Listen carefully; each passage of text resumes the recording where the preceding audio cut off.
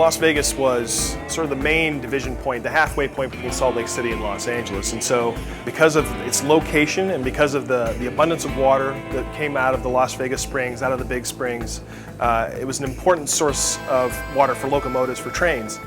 So it's no surprise that a mining magnate would recognize how valuable these resources could be for his own grand railroad scheme. William Andrews Clark, who was a late 19th century copper baron, robber baron, wanted to set up his own railroad to take his ores that he was bringing out of Montana from his copper mines. And so he developed the railroad between Salt Lake City and Los Angeles and the port of San Pedro in Los Angeles as a means to get that ore to the coast. But there were many powerful men who had their eyes on the prize of this particular right-of-way that ran straight through Las Vegas. There was some competition at the time because the Union Pacific was being built at the same time, and E.H. Harriman, who was the head of the Union Pacific at the time, didn't want a competing railroad.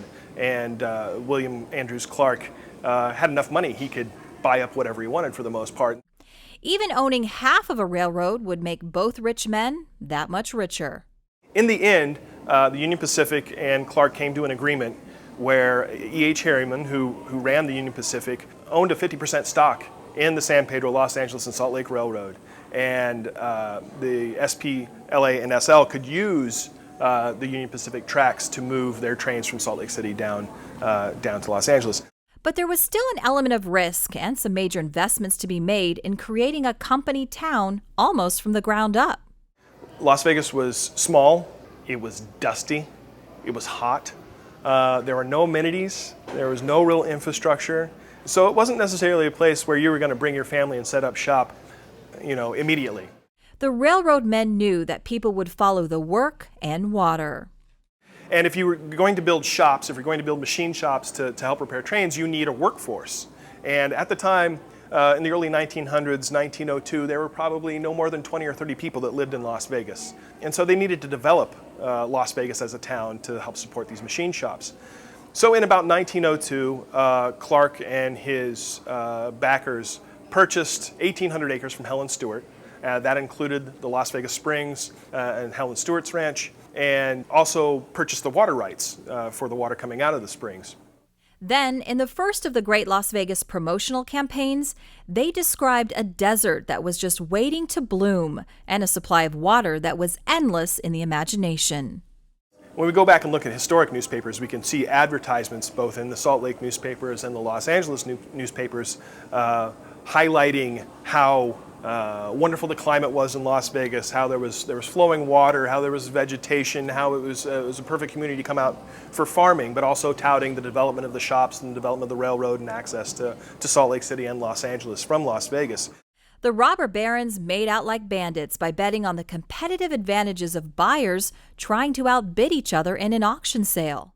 So over 3,000 people came out on that May Day here in Las Vegas to bid on town sites, to bid on plots.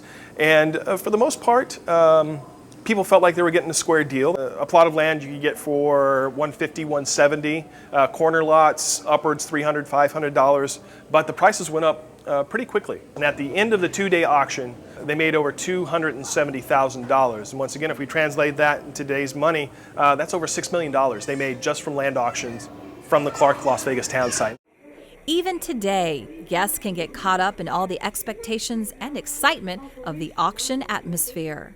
When visitors walk amongst the statues, they trigger an audio file or an audio discussion basically that happens overhead amongst many of the folks that you see represented behind me, talking about the auction itself, whether or not they want to live in Las Vegas, maybe it does or doesn't have the services that they're used to, maybe they consider it a good deal or a bad deal based on the size of the parcel. Over a century later, both the optimism and practical considerations of betting on Las Vegas still reinforce the challenges of living in a company town.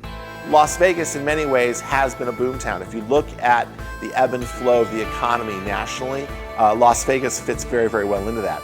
But Las Vegas can consider itself fortunate in conserving one of the essential resources that has always kept the city going in forward motion toward its future.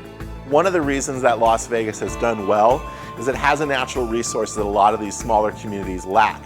and that would be water. And in fact, it was water that lured the animals and the plants here, and then the Native Americans and the early pioneers. But more importantly, it was water that lured the railroad here.